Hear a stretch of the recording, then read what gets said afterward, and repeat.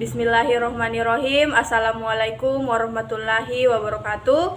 Perkenalkan, nama saya Nur Amalia Malik, NIM 18961400015, Prodi Ekonomi Pembangunan, Fakultas Ekonomi dan Bisnis, Universitas Negeri Makassar. Baik, pada kesempatan kali ini saya akan menjelaskan hasil tugas individu saya, yaitu analisis sektor basis, pergeseran struktur, dan tipologi klasen. Pertumbuhan ekonomi di setiap daerah di Indonesia berbeda-beda, disebabkan perbedaan sumber daya alam dan kualitas sumber daya manusia yang dimiliki. Di samping itu, kondisi sarana dan prasarana yang kurang memadai di suatu daerah juga mempengaruhi pembangunan ekonomi menjadi tidak sama. Solusi yang dilakukan untuk mengatasi hal tersebut adalah pelaksanaan pembangunan ekonomi daerah yang disesuaikan dengan potensi sumber daya di daerah tersebut. Peningkatan peran-peran sektor-sektor ekonomi unggulan dapat menjadi kekuatan untuk meningkatkan pendapatan daerah.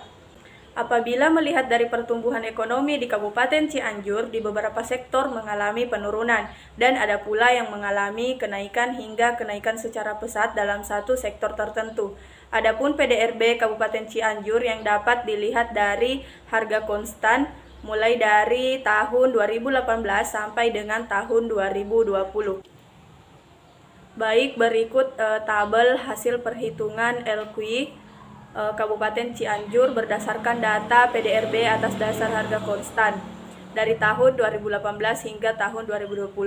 Dapat dilihat hasilnya, lebih dari 1 sama dengan basis. Adapun lapangan usaha lebih dari 1 yaitu pertanian, kehutanan, dan perikanan, penyediaan akomodasi dan makan minum. Adapun yang sama dengan 1 atau non basis yaitu konstruksi, perdagangan besar dan eceran, reparasi mobil dan sepeda motor, penyediaan transportasi dan pergudangan. Adapun selanjutnya yaitu kurang dari 1 non basis parah yaitu pengadaan listrik dan gas, pengadaan air, pengelolaan sampah limbah dan daur ulang, dan ada beberapa lagi lapangan usaha lainnya. Baik, selanjutnya yaitu analisis perhitungan SSA. Sebelumnya kita akan mencari terlebih dahulu perubahan data PDRB harga konstan Kabupaten Cianjur dari tahun 2018 dan tahun 2020. Berikut tabel di samping. Yang pertama yaitu adapun pertanian, kehutanan, dan perikanan, perubahan yang terjadi yaitu 5,0%. Selanjutnya pertambangan dan penggalian ada min 0,5%, industri pengolahan 12,1%, begitupun seterusnya. Baik, dapat diamati melalui tabel di samping. Selanjutnya yaitu untuk menganalisis perhitungan NS. Jadi yang pertama yaitu kita mengambil data dari PDRB harga konstan Kabupaten Cianjur tahun 2018. Dapat diamati melalui tabel di samping. Lalu Jawa Barat growth rate dapat diambil dari jumlah hasil perhitungan perubahan PDRB Provinsi Jawa Barat. Lalu untuk mendapatkan NS, data Cianjur 2018 dikali dengan Jawa Barat growth rate 73,1% dan akan menghasilkan national growth share. Dapat dilihat di tabel di samping. Selanjutnya yaitu untuk mendapatkan hasil proportional shift.